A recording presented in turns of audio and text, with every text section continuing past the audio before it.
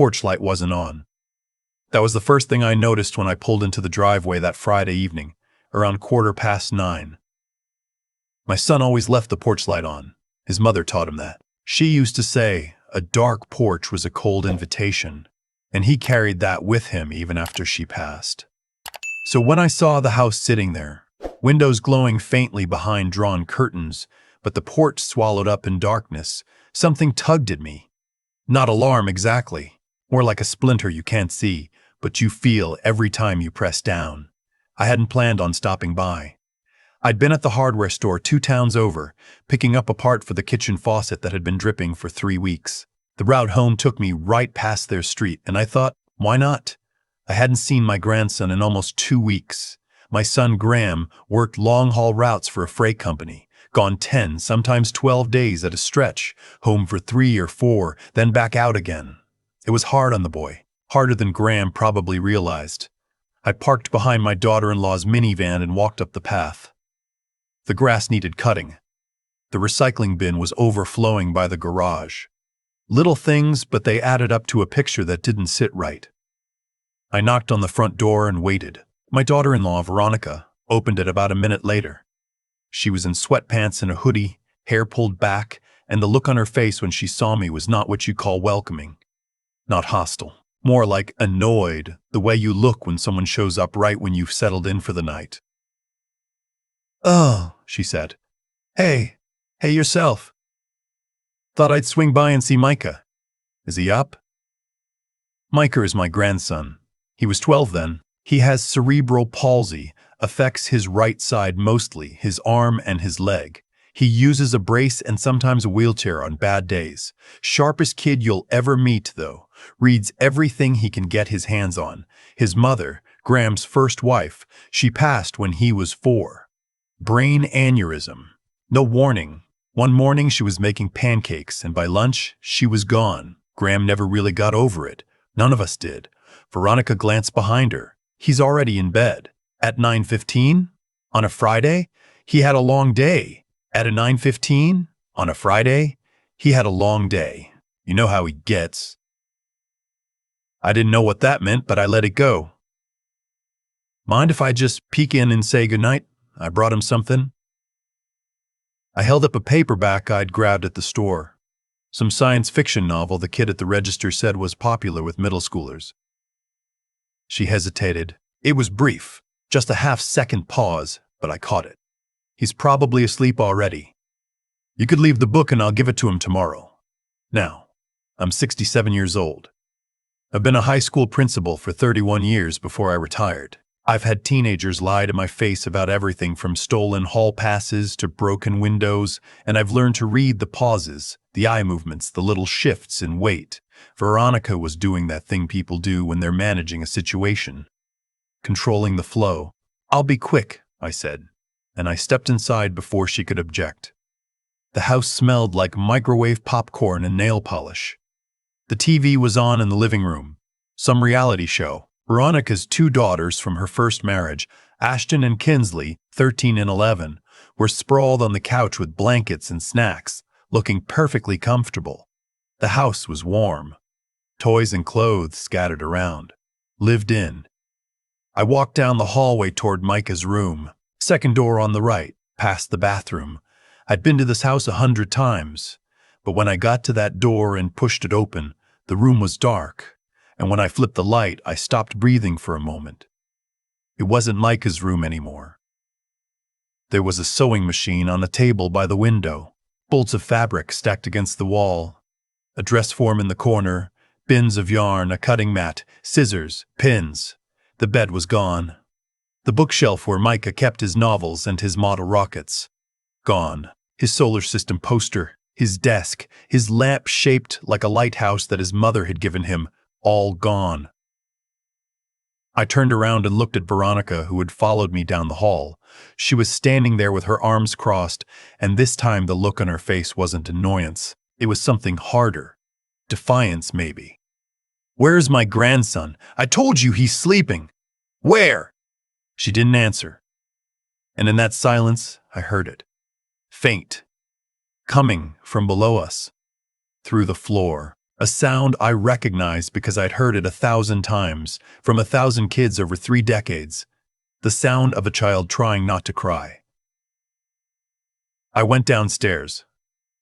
Their house has a finished basement, which is a generous word for it. It was half finished when Graham bought the place. Concrete floor, exposed pipes, one small window near the ceiling. Graham had talked about finishing it properly, putting in carpet and drywall, but that was before Veronica, before the new marriage, before everything got complicated. I found Micah at the bottom of the stairs. He was lying on an air mattress, half deflated, the kind you buy at a gas station for $15. One thin blanket, a pillow with no pillowcase. The basement was cold. Not freezing, but cold enough that I could feel the chill through my jacket. His brace was propped against the wall. His school backpack was on the floor next to a plastic bin that held what looked like all of his clothes. The lighthouse lamp was there, sitting on an overturned milk crate, casting this pale, weak light across the concrete. He looked up at me and his face went through about 4 emotions in 2 seconds. Surprise, relief, shame, and then something that broke me. Hope. Grandpa? Hey, buddy. I kept my voice steady. I sat down on the edge of the air mattress and it sagged under me. What are you doing down here? He wiped his face with the back of his hand. This is my room now. Since when? He shrugged. The way kids shrug when they've been carrying something too heavy for too long and they don't know how to set it down. Micah, since when? Since when? Since summer, I think. When Ashton said she needed her own space, and Kinsley got the other room, and then Veronica said the extra room had to be her craft room because she needed a place to work on her orders. Veronica had an Etsy shop, sold handmade tote bag covers. Veronica had an Etsy shop, sold handmade tote bag covers. Last I checked, she had maybe 30 sales total. And your dad knows about this. The shrug again. Veronica said she talked to him about it. She said he agreed it made sense because the basement had more space for my stuff and it would be easier for everyone. Easier for everyone. She said my wheelchair was in the way upstairs and that I was too loud at night because sometimes my leg cramps and I wake up. She said I was keeping the girls up. I want to tell you, I stayed calm, that I handled it the way a reasonable man would, but I sat there on that half-flat air mattress in a cold basement with my 12-year-old grandson who has cerebral palsy, a kid who can barely make it down those stairs on his own, a kid whose mother died when he was 4, and I felt a kind of anger that I have not felt in a very long time, the kind that sits in your chest like a coal and doesn't burn out. How do you get up and down the stairs? I hold the railing. It's okay. I fell once, but it wasn't bad. You fell. Just a few steps. I caught myself. Micah, listen to me. Does your dad know? Not what Veronica told him. Does he know you're down here? Like this? Has he seen this? Micah's voice got very small. He's not home much, Grandpa. And when he's home, Veronica sets up the couch for me and says it's because she's washing my sheets. She tells him I like it down there, that I asked for it because I wanted privacy. He paused. Grandpa, am I too much trouble? Is that why she put me down here? Because I'm too hard to take care of. That was the moment. I've lived 67 years and I've had my share of hard conversations. Told parents their kids were expelled. Told my own wife's doctor I understood the prognosis. Stood at her grave and said goodbye. But nothing cut me the way those words did, coming out of that boy's mouth in that cold basement. You are not trouble, I said. You are not hard to take care of. You're a kid who deserves a bed and a room and people who treat you right. And I'm going to make sure that happens. You hear me? He nodded, but he didn't look convinced. That's what gets you. When a child has been told in 1,000 small ways that they're a burden, they start to believe it down in their bones, and no single sentence can undo that. I went back upstairs. Veronica was in the kitchen making tea, like nothing was happening, like I hadn't just found her stepson sleeping on a gas station air mattress in a concrete basement in November in Ohio. You need to explain this to me, I said. She set the kettle down. It's not what you think. What I think is that my grandson, who has a physical disability, has been sleeping in an unfinished basement while your daughters have their own bedrooms upstairs, and you turned his room into a sewing room. He has more space down there. He has his own area, and the stairs are fine. He can manage. He fell, Veronica. He tripped. Kids trip. Kids with cerebral palsy who have to navigate steep basement stairs because their stepmother took their bedroom. That's not tripping. That's neglect. Her face changed then. The mask came off. You don't live here. You don't know what it's like. He needs constant help. He's up at night, screaming from leg cramps. The girls can't sleep. I can't sleep.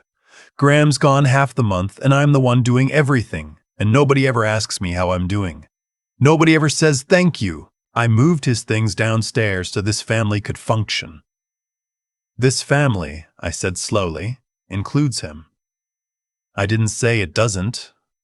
You just don't think he deserves a bedroom. She didn't answer that. I called Graham. It was almost 10 at night, and he was in a truck stop somewhere outside of Roanoke. I told him what I found. There was a long silence on the line, the kind of silence that has weight to it. Dad, she told me he wanted to move down there. She said he liked having his own space. Graham, there's a half-deflated air mattress on concrete. There's one blanket. The boy fell on the stairs. Does that sound like a kid who chose this? Another silence. Then quietly, I should have checked. I should have looked. Yes. You should have looked. Yes. You should have looked. Yes. You should have looked. Yes. You should have looked. Yes. You should have looked. She said. I know what she said. Now I'm telling you what I saw. And what I'm going to do is take Micah home with me tonight. You can sort out your marriage however you want, but that boy is not spending another night in that basement. He didn't argue.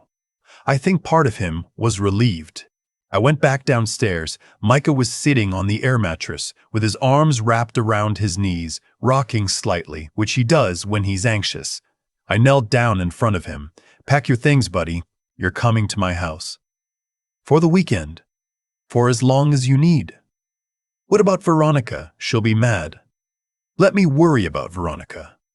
She's going to tell Dad I was bad. She always tells Dad I did something wrong when he comes home. She says I break things and I'm rude to the girls. I'm not rude, Grandpa. I try to be nice. I do their dishes and I pick up after them and I still, his voice cracked, I still end up down here. I helped him pack. It didn't take long. His entire life fit into 2 plastic bins and a backpack. Every book, every piece of clothing, every small thing he owned. A 12-year-old boy's life in 3 containers.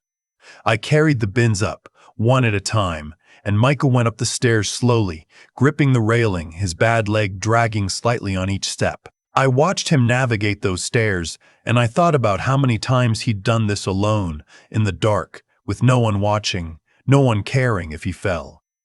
Veronica stood at the top of the stairs with her arms crossed. You can't just take him. Watch me. Graham is going to hear about this. He already has. That surprised her. She hadn't expected me to call. She'd been counting on controlling the information, the way she always did. Tell Graham one version. Tell Micah another. Keep everyone in their separate boxes. I put the bins in my truck. I helped Micah into the passenger seat. He was quiet during the drive to my house, looking out the window, and about halfway there he said, Grandpa, can I tell you something? You can tell me anything. Sometimes when I'm down there at night, I talk to Mom. I know she can't hear me, but I tell her about my day and about school and stuff. And I ask her why she had to go. And I know there's no answer. But it helps. I had to pull the car over for a minute after that. Pretended I needed to check something on my phone, but really I just needed a moment to collect myself because the image of that boy lying on that air mattress in that cold basement, talking to his dead mother, was more than I could hold steady with. We got to my house, and I set him up in the spare bedroom. Real bed, real sheets. Quilt my wife Colleen had made before she passed, blue and white with little anchors on it, because Michael loved the ocean even though he'd only seen it twice. I plugged in the lighthouse lamp on the nightstand. He got into bed and pulled the quilt up to his chin and looked at me with this expression that I will carry until the day I die. "This is so warm," he said. Like warmth was something he'd forgotten he was allowed to have. The next 3 weeks were a storm. I called my son the next morning, and we had the hardest conversation we've ever had. I told him that I loved him, but that he had failed his son. I told him that Veronica had been systematically pushing Micah out of his own home, and that Graham had let it happen by not paying attention, by trusting his wife's version over his own eyes. Graham cried on the phone. He said he'd been so focused on keeping the marriage together, on keeping things peaceful, that he hadn't seen what was right in front of him. Or maybe he hadn't wanted to see it.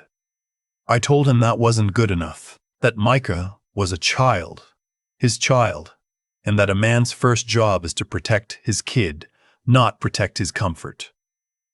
Graham came home 3 days later.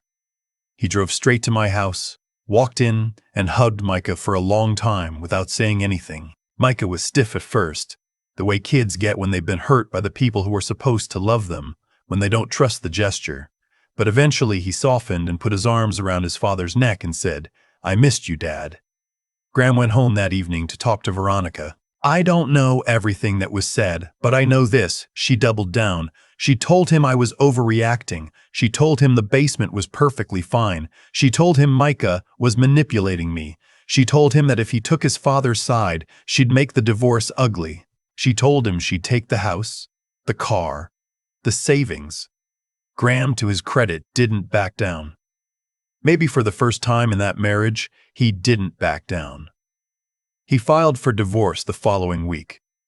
And here's where it got complicated, because Veronica was not the kind of woman who goes quietly. She lawyered up fast. She claimed the basement arrangement was temporary, that she was planning to finish it, that Micah had behavioral issues that required him to be separated from the other children for safety reasons. She painted herself as the overwhelmed caregiver, the victim, the woman doing her best while her husband was always away. But I'd been a high school principal for 31 years, and I knew how institutions worked. On the morning after I took Micah, I'd gone back to the house with my phone. I told Veronica I'd forgotten Micah's medication. That part was true. She'd forgotten to pack his muscle relaxants. And while I was there, I photographed everything: the basement, the air mattress, the single blanket, the steep stairs with no railing on one side, the cold, the exposed pipes. I photographed the craft room that used to be his bedroom, with the sewing machine right where his bed had been. I photographed the girls' rooms, each with their own full-size bed, dresser, desk, TV. 2 bedrooms for 2 children who visited every other weekend, a craft room for an Etsy store that made $200 a year, and a concrete basement for a disabled child who lived there full-time. I also called the police. This wasn't something I debated. I didn't wait for Graham. I didn't wait for the lawyer. I picked up the phone and I reported it. Neglect. A minor child with a physical disability placed in an unsafe living situation. An officer came to my house, took my statement, looked at the photographs. He was a young man, maybe 30, and I watched his jaw tighten as he scrolled through the pictures. He said he'd file the report and that Child Protective Services would be notified. CPS sent an investigator within 48 hours. She interviewed Micah at my house gently with me in the next room. She went to the house and saw the basement. She talked to Veronica. She talked to the girls. She talked to Micah's school, where his teacher told her he'd been showing up exhausted, falling asleep in class, with bruises on his right knee from falling on the stairs. The teacher had asked about it. Veronica had told her Micah was clumsy because of his condition. The investigator substantiated the complaint. Neglect, not criminal charges. Ohio makes a distinction, but a substantiated finding that went into the system, and that finding became a grenade in the divorce proceedings. Veronica's lawyer tried to argue that a craft room wasn't abuse, that lots of children sleep in basements, that the arrangement was temporary. But the judge saw the photographs. The judge heard Micah's testimony, given by video, because I wasn't going to put that boy in a courtroom across from the woman who made him feel like a burden in his own home. The judge heard the CPS report, And the judge heard from Micah's physical therapist, who testified that sleeping on a deflated air mattress on concrete had worsened his spasticity, that navigating those stairs without proper support posed a serious fall risk, and that a child with cerebral palsy should never have been placed in that environment. Graham got full custody. Veronica got visitation, supervised, at first because the court wanted to be sure she understood boundaries. She did not get the house. The judge awarded it to Graham because Micah needed stability, and that house, once Micah's actual room was restored, was the only home the boy had known. Veronica got a modest settlement and had to find her own place. And here's the part that the story doesn't often tell you, because revenge stories end with the gavel and the justice and the bad person walking away defeated, but real life keeps going. Veronica's ex-husband, the father of her 2 girls, heard about the CPS report. He filed for a custody modification. I don't know all the details because it wasn't my case to follow, but I know that within 6 months, those girls were living with their father full-time. Veronica had every other weekend visits. She'd gone from a house with 3 children and a husband to an apartment alone. And while I don't take pleasure in anyone's downfall, I will say this: choices have consequences. The way you treat a child who cannot fight back, that reveals who you are. And eventually, the world sees it too. Micah lived with me for 4 months while the divorce was finalized and the house was put back in order. Graham reduced his routes, took a pay cut to do shorter hauls, 2 or 3 days out, then home for 4. He said the money wasn't worth it. He said he'd been chasing paychecks while his son was sleeping on concrete, and he'd never forgive himself for that. I told him forgiveness was a process, not an event, and that what mattered now was showing up. He showed up. I watched my son rebuild his relationship with his boy one day at a time. It wasn't easy. Micah had trust issues, of course he did. There were nights he'd wake up at my house in a panic, confused, not sure where he was, reaching for the railing that wasn't there. There were days he flinched when Graham raised his voice even slightly, because in that house, a raised voice usually meant Veronica was about to blame him for something. There were moments when Micah would look at his father with this searching expression, like he was trying to figure out if this version of Dad was going to last. But Graham kept showing up. He went to every physical therapy appointment. He learned the exercises. He sat on the floor of my living room and helped Micah stretch his leg when the cramps came. He read the books Micah was reading so they could talk about them. He apologized, not once, but many times, in different ways, because an apology isn't just words. It's behavior that changes. Micah moved back into the house in March. His room, his real room, second door on the right, past the bathroom, had been repainted. Graham let him choose the color. He picked dark blue, like the ocean.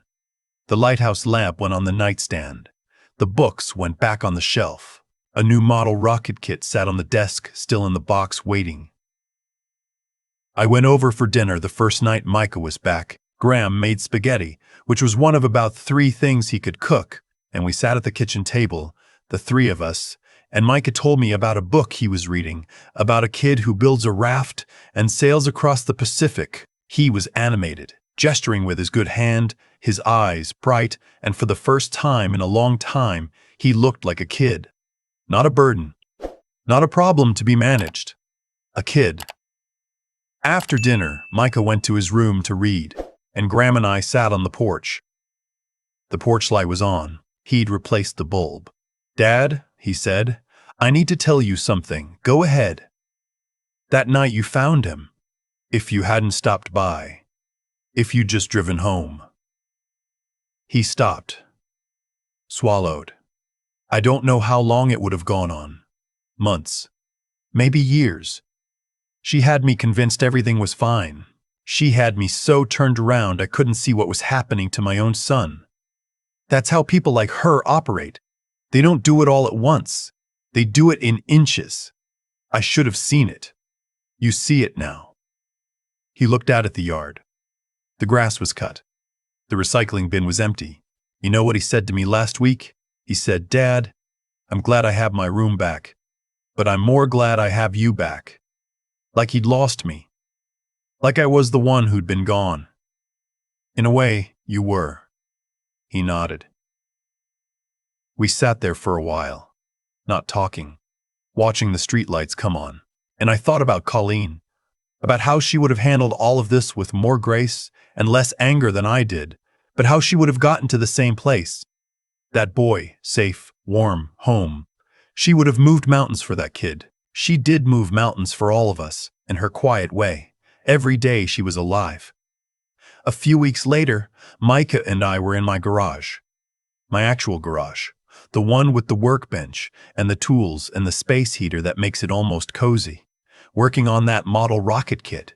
He was gluing the fins, tongue poking out the side of his mouth the way he does when he's concentrating, and he said something I keep coming back to. "Grandpa, you know what I figured out?" "What's that?"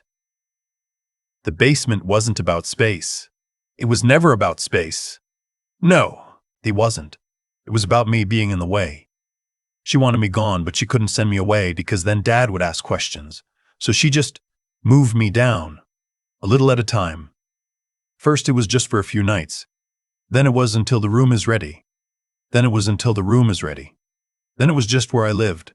And I kept thinking if I was quieter, if I was better, if I didn't need so much help, she'd let me come back up.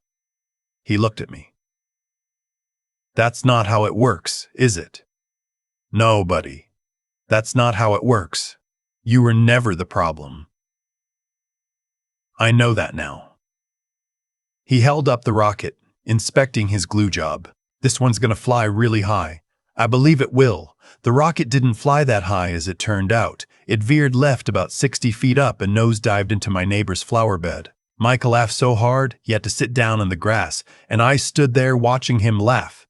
This kid who'd been sleeping on concrete 4 months ago, laughing until his sides hurt because a rocket crashed into some petunias. And I thought, this is what it looks like when a child feels safe enough to be a child again. That was almost a year ago now. Micah's 13, he's in 7th grade. His grades are good. His therapist says he's making progress, not just physically but emotionally. Learning to trust, learning that he's allowed to take up space in the world. Graham is dating someone new, a woman named Colleen. I know, the universe has a sense of humor, and she's kind, genuinely kind. The sort of person who asks Micah about his books and remembers what he said the last time. They're taking it slow. Graham learned that lesson. I still think about that night. The dark porch. The missing light. How close I came to just driving home. Thinking I'll stop by tomorrow. Thinking it's late. Thinking what's one more day. And I think about all the children who don't have someone who stops by. Who don't have a grandparent or a teacher or a neighbor who notices the missing porch light and thinks something's not right here. Who sleep on air mattresses in cold basements and talk to mothers who can't answer and believe. Truly believe that they are too much trouble for this world to bother with. If you see that dark porch, stop. Knock on the door. Don't wait for tomorrow. Tomorrow is a luxury that some kids can't afford.